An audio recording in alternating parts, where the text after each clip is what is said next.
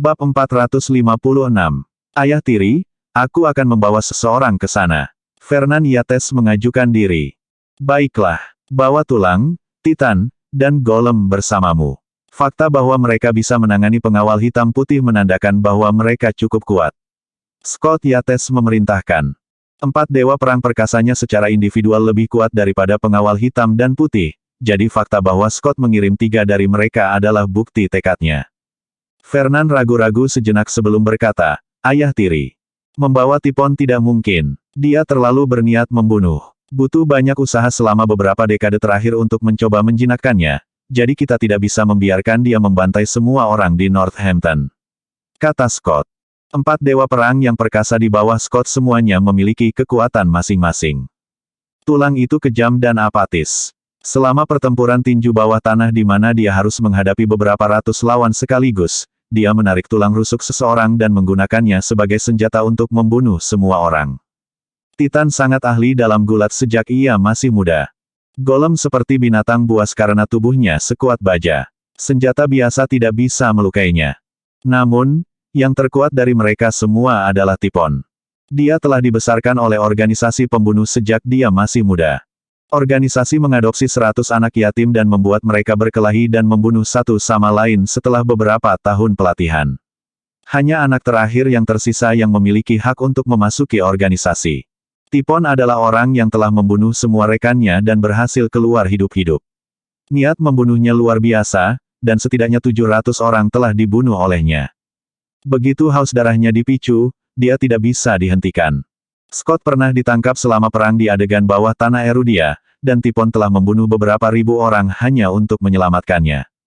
Dia memperoleh kesenangan dari pembunuhan, dan dia secara harfiah adalah pertanda kematian. Itulah mengapa Scott tidak akan meminta jasanya kecuali jika diperlukan karena topan akan menyebabkan banyak bencana. Lagi pula, mereka bertiga akan cukup untuk menangani grup Morris. Aku tidak bisa bertanggung jawab atas konsekuensi yang mungkin timbul jika kita menggunakan Tipon kali ini. Scott menghela nafas. Fernan tidak percaya. Apa, ayah tiri? Mengapa kamu memiliki sesuatu yang tidak bisa kamu tanggung? Bagaimana mungkin? Apakah Anda lupa siapa yang ada di Northampton sekarang? Tanya Scott. Ekspresi Fernan berubah ketika dia berkata dengan ngeri, apakah kamu mengacu pada dewa perang? Iya, dia pasti akan menutup mata terhadap huru-hara di Northampton, tetapi jika Tipon pergi ke sana dan menimbulkan masalah, dia mungkin akan keluar secara pribadi untuk menghadapinya. Scott takut pada dewa perang. Wow, ayah tiri, kamu benar-benar bijaksana. Aku tidak pernah memikirkan itu. Aku akan pergi ke Hampton Utara sekarang kalau begitu. Pergi dan selesaikan masalah itu dengan cepat. Tetap bersikap rendah hati. Jika keadaan menjadi tidak terkendali, aku tidak akan bisa membantumu lagi, Scott mengingatkannya. Ketika Fernan pergi, seorang pria berpakaian santai dan berpenampilan biasa-biasa saja muncul. Dia adalah pertanda kematian, Topan. Dia berkata, saya mendengar Dewa Perang memiliki tim yang disebut Resimen 5 Perang Besar, dan mereka semua luar biasa. Saya ingin menantang mereka. Hahaha, Topan, apa yang kamu katakan? Kami tidak mungkin menyinggung mereka. Terlepas dari seberapa kuat kami masih manusia, dan mereka adalah dewa. Mereka dapat membunuh kami hanya dengan menjentikkan jari mereka. Ketika Sebastian mengetahui tentang rencana Fernan, dia menuju ke Northampton bersama Fernan. 3 dewa perang yang perkasa ada di sini. Kupikir Tuan Yates hanya akan mengirim 1 dari mereka bersama kita. Sebastian sangat senang ketika dia melihat bahwa Bones dan 2 jenderal perkasa lainnya memulai misi yang sama. Dia mengira hanya 1 dari mereka yang diperlukan untuk memecahkan masalah, dia tidak pernah mengira Scott akan mengirim mereka bertiga sekaligus. Ini adalah sepotong kue. Morris Group pasti akan dilenyapkan. Northampton, tunggu saja kemarahan kota selatan. Bab 457. Sebastian sangat senang ketika mereka tiba di Northampton. Zachary dan teman-temannya, yang telah menerima kabar kedatangan mereka sebelumnya, menunggu mereka di jalan raya. Tuan Yates, Sebastian, kami ditindas oleh mereka sejak kami datang dari South City. Orang-orang di Northampton terus menggertak kami karena kami tidak memiliki siapapun di sekitar, jadi senang sekarang Anda ada di sini. Mereka bisa pergi mengacaukan diri mereka sendiri. Kata Zakaria.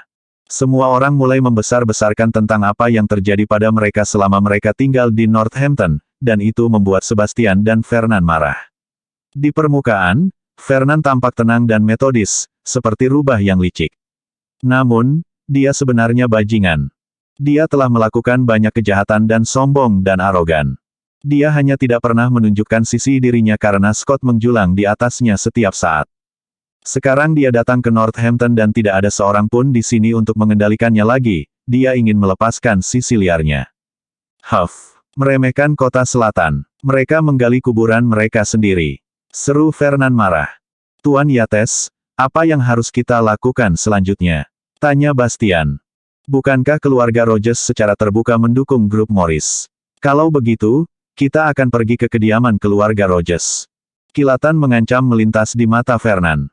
Sementara itu, di rumah keluarga Rogers. Keluarga Rogers sedang makan malam bersama. Kekayaan keluarga Rogers meningkat pesat akhir-akhir ini, aset mereka telah melebihi nilai 100 miliar. Meskipun mereka hanya mengurus uang atas nama Levi, mereka masih sangat senang karenanya. Sebuah ledakan keras tiba-tiba terdengar saat pintu ruang makan ditendang terbuka. Sekelompok besar pria menerobos masuk dengan ekspresi mengancam di wajah mereka. Glenn Rogers mengenali beberapa dari mereka. Sebastian dan Simon di antara yang lainnya. Namun, Sebastian bukanlah karakter utama hari ini. Mereka berdiri di samping saat seorang pria muda melangkah maju. Pria muda itu tampak jinak dan sopan, namun 3 orang yang berdiri di belakangnya sangat menakutkan. Golem tingginya 2 meter, dia menjulang di atas semua orang dan segalanya. Selain itu, tulang kurus sampai tulangnya bisa terlihat. Wajahnya pucat pasi. Kepala botak Titan berkilau, dan dia memiliki ekspresi membunuh di wajahnya. Mereka bertiga memiliki aura yang menindas, dan suasananya tiba-tiba mencekik semua orang. Glenn tahu Sebastian tidak akan pernah memaafkannya. Prospek itu tampaknya bahkan lebih tidak mungkin sekarang. Glenn Rogers, izinkan saya memperkenalkan mereka kepada Anda. Ini adalah anak tiri Scott Yates dari kota selatan, Fernand Yates. Sebastian menyeringai. Scott Yates. Glenn ternganga kaget. Bukankah itu orang yang dikabarkan menindas seluruh wilayah kota selatan? Scott Yates. Sosok paling kuat di Erudia. Bahkan orang sekuat Sebastian perlu menunjukkan rasa hormat pada pria itu. Bukankah kamu bilang dia sudah pensiun selama 30 tahun? Glenn bertanya. Fernand tersenyum. Berkat Morris Group, ayah tiriku keluar dari masa pensiunnya. Apa? Dia keluar dari masa pensiunnya? Glenn sangat terkejut sehingga dia hampir menjerit. Iya, ayah tiriku bilang grup Morris harus dimusnahkan.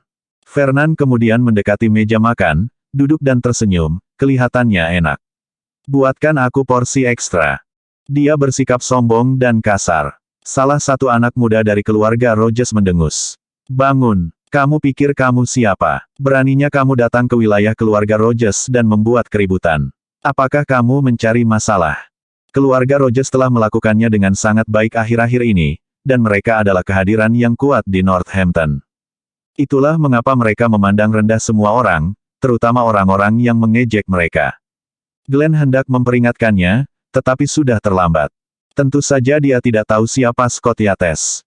Fernand tidak berbicara, sebaliknya, dia hanya memelototi Franklin Rogers. Apa yang kamu lihat? Apakah kamu akan memukuliku? Franklin berteriak dengan marah. Pada saat berikutnya, Titan tiba-tiba mengayunkan pukulan ke kepala Franklin. Bab 458. Franklin dikirim terbang, dan ketika dia mendarat di lantai, darah mengalir keluar dari semua lubangnya. Dia tidak diragukan lagi sudah mati. Satu pukulan dari Titan sudah cukup untuk membuat seseorang berdarah deras. Tiba-tiba, ruangan itu sunyi seperti orang mati. Siapa kamu? Beraninya kamu membunuh anakku? Ayah Franklin, Alexander sangat marah. Sesuatu seperti ini seharusnya tidak terjadi di wilayah keluarga Rogers.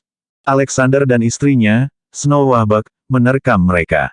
Golem mendaratkan tendangan di kepala Alexander, menyebabkan semua orang tercengang. Di sisi lain, Bones mengayunkan pukulan secepat kilat dan menjatuhkan Snow. Pada saat itu, keluarga Rogers ketakutan, dan mereka tidak berani mengatakan apa-apa lagi. Zachary dan teman-temannya, yang datang bersama Fernand, juga merasa malu dengan adegan berdarah itu. Mereka mencoba menahan diri untuk tidak muntah ketika melihat itu, dan mereka akhirnya mengerti bagaimana Scott Yates bisa menguasai Erudia. Mereka benar-benar tanpa ampun. Salju menggeliat di lantai kesakitan, jeritannya berlangsung selama beberapa menit. Mereka adalah 3 dewa perang perkasa Tuan Yate, Tulang, Titan, dan Golem. Jangan bergerak. Glenn segera mengenali siapa mereka, dan dia mulai berkeringat karena ngeri. Bahagia sekarang. Fernand tersenyum dan bertanya. Ruangan itu langsung hening. Tidak ada yang berani berbicara atau meragukan kekuatan mereka karena mereka adalah tipe orang yang membunuh tanpa ragu-ragu. Menyeberangi mereka hanya akan berarti kematian. Di mana peralatan makanku? Tanya Fernand. Pergi dan ambil. Glenn menginstruksikan. Dalam waktu singkat, peralatan makan disiapkan. Semua orang berdiri dan menonton. Mereka gemetar saat Fernand makan. Ayo, makan. Apa yang kamu lakukan? Fernand tersenyum. Glenn memaksakan diri untuk tersenyum. Kami sudah makan. Kami tidak akan bergabung dengan Anda. Tuan Yates, silakan menikmati makanan Anda. Fernand mendongak dan mengamati orang-orang yang hadir di ruangan itu, tatapannya tertuju pada para wanita. Makan sendirian sangat membosankan. Ayo makan bersamaku. Fernand menatap para wanita di keluarga Rogers dan berkata. Sebastian dan Simon tahu Fernand cabul dan seleranya sangat bervariasi. Dia menyukai semua jenis wanita, dari gadis berusia 10 tahun hingga wanita berusia 40 tahun. Para wanita di keluarga Rogers cukup menarik, jadi mereka cocok dengan selera Fernand. Pak Yates, apakah Anda ingin kami menemani Anda? Suara Glenn bergetar. Ekspresi Fernand tiba-tiba berubah. Tersesat. Apakah aku terlihat seperti membutuhkan seorang pria untuk makan denganku? Apakah kamu berpura-pura bodoh atau kamu benar-benar bodoh? Keluarga Rogers saling bertukar pandang ketakutan karena Fernand menjelaskan dengan sangat jelas apa yang diinginkannya. Dia tidak menginginkan seorang pria, jadi itu berarti dia menginginkan wanita, kan? Para wanita keluarga Rogers gemetar ketakutan. Mereka menyadari Fernand mungkin tidak hanya ingin mereka makan bersamanya. Dia ingin tidur dengan mereka juga. Anthony segera berkata, Yates, Anda menyukai wanita cantik, bukan? Saya akan mengatur beberapa untuk Anda. Anda dapat memiliki siapapun yang Anda inginkan, dari selebriti hingga model. Northampton terkenal dengan wanitanya.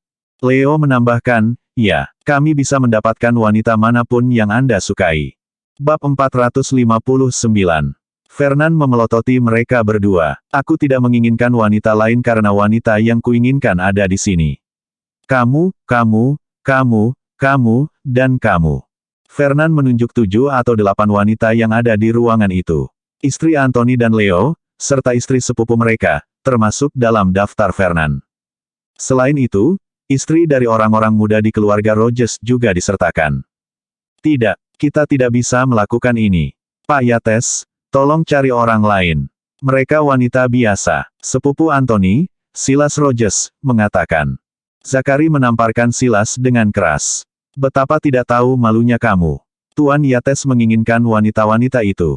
Beraninya kamu berbicara kembali padanya. Teriak Zakaria. Silas mengusap wajahnya dan berkata dengan sedih, tapi itu istriku. Tidak, berarti tidak. Golem, yang setinggi batu besar, mendekatinya dan mengangkatnya. Dia kemudian membanting Silas dengan kuat ke lantai. Suara retak menandakan bahwa pinggang Silas telah patah. Semua orang merasa mati rasa ketika mendengar teriakan Silas, dan mereka bisa merasakan darah mereka menjadi dingin. Terus bicara. Zakaria tertawa. Apa yang kamu lakukan? Pergi ke Tuan Yates. Perintah Zakaria. Istri Silas dan para wanita lainnya mendekati Fernand. Fernand menarik 2 wanita ke dalam pelukannya, dan mereka berteriak sementara wanita lain mengepung mereka. Fernand meraba-raba dan mencium mereka dari waktu ke waktu. Apa yang kalian berdua lakukan? Zachary menatap istri Anthony dan Leo, Fiona dan Maribel. Dia kemudian melangkah maju dan dengan paksa menarik mereka ke arah Fernand. Fiona dan Maribel segera menembak Anthony dan Leo dengan putus asa. Tidak, tidak dalam mimpi terliarmu. Bagaimana istri kita bisa dipermalukan seperti ini? Saudara-saudara Anthony dan Leo memprotes dengan keras dan mereka akan menerkam Fernand. Namun, Bones dan Titan juga mendekati mereka. Anthony dan Leo merasa dada mereka menyempit karena mereka bisa merasakan aura yang mengancam. Tidak. Glenn segera menghentikan Anthony dan Leo karena tidak ingin kedua putranya mati. Anthony, Leo, Fiona dan Maribel berteriak tak berdaya. Mereka kemudian terjebak dalam pelukan Fernand dan dianiaya. Para pria di keluarga Rogers menyaksikan istri, anak perempuan, dan saudara perempuan mereka dilanggar, namun mereka tidak bisa berbuat apa-apa meskipun mereka sangat marah. Mereka hanya bisa menatap saat adegan itu berlangsung. Ini sangat memalukan. Ketika Anthony dan Leo melihat istri mereka diraba-raba di depan mereka, mereka mengepalkan tangan begitu keras hingga kuku mereka menusuk daging dan berdarah. Mereka merasa sangat sedih sehingga air mata mulai mengalir di wajah mereka. Keluar, atau apakah Anda ingin tinggal dan menonton pertunjukan? Fernand tertawa. Orang-orang dalam keluarga Rogers sangat marah sehingga mereka hampir kehilangan kelereng karena mereka tahu apa yang akan dilakukan Fernand. Bagaimana mereka bisa mentolerir fakta bahwa Fernand melecehkan wanita mereka di wilayah mereka sendiri? Namun, mereka tidak bisa melawan karena kematian menunggu mereka jika mereka melakukannya. Mereka semua diusir dari ruang makan. 3 jenderal perkasa menjaga pintu masuk sehingga mereka tidak bisa masuk. Jeritan ngeri terdengar dari ruang makan. Anthony dan Leo berlutut di lantai dan berseru, "Balas dendam. Kita harus membalas dendam. Ayo pergi dan cari Mer Garrison." Kedua bersaudara itu saling bertukar pandang. Bab 460. Glenn juga memiliki pemikiran itu. Hanya Levi yang bisa melawan Scott. Dia adalah satu-satunya harapan yang dimiliki keluarga Rogers. Namun, Sebastian menghentikan mereka. Apakah Anda akan meminta bantuan kepada bos grup Morris? Lagi pula itu tidak masalah karena Tuan Yates juga ada di sini untuk berurusan dengannya. Akan lebih bagus jika Anda memintanya untuk datang. Glenn memiliki ekspresi sedih karena mereka bahkan tidak mendapatkan kesempatan untuk meminta bala bantuan. 1 jam berlalu, dan Fernand segera keluar dari ruangan dengan ekspresi lelah. Di ruang makan, pakaian wanita compang camping, dan mereka meringkuk bersama dan menangis dengan lembut. Ah! Leo dan Anthony berteriak marah. Mereka ingin membunuh Fernand saat itu juga, tetapi mereka terdiam saat melihat Bones, Titan, dan Golem. Menerkamnya hanya akan berarti kematian bagi mereka. Mulai sekarang, kita akan tinggal di sini. Fernand benar-benar mengambilnya terlalu jauh, dia tidak hanya mempermalukan keluarga Rogers, tetapi dia sekarang ingin tinggal di rumah mereka.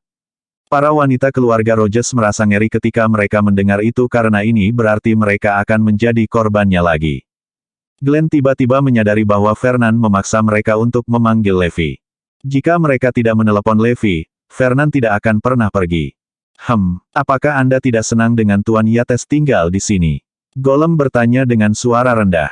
Keluarga Rogers tidak berani memprotes. Suatu kehormatan bagi keluarga Rogers bahwa Tuan Yates tinggal di sini. Glenn segera menjawab. Berita bahwa Fernand Yates tinggal di rumah keluarga Rogers dengan cepat menyebar ke seluruh Hampton Utara. Semua orang di Northampton segera tahu bahwa anak tiri Scott ada di sini bersama dengan 3 dari 4 dewa perang yang perkasa. Dewa perang yang perkasa jauh lebih kuat daripada Sebastian, jadi semua orang di Northampton merasa ketakutan. Dewa perang yang perkasa adalah orang-orang yang telah menindas Erudia, dan kedatangan mereka berarti bahwa orang yang telah pensiun selama 30 tahun telah keluar dari masa pensiunnya. Selain itu, perilaku Fernand Yates benar-benar menjijikkan. Dia langsung menuju ke keluarga Rogers setelah dia tiba di Northampton, membunuh beberapa pria mereka, dan memperkosa wanita mereka. Dia bahkan tinggal di rumah keluarga Rogers sekarang. Selain itu, Glenn Yates terpaksa menyampaikan sambutannya yang paling hangat kepada Fernand dan memenuhi setiap kebutuhannya. Dia rela pergi serendah itu untuk melindungi keluarga Rogers. Glenn tahu bahwa jika mereka membuat marah 3 dewa perang yang perkasa, mereka mungkin akan membantai seluruh keluarga Rogers. Sedangkan pada malam hari, Fernand didatangi 7 atau 8 kali di rumah keluarga Rogers.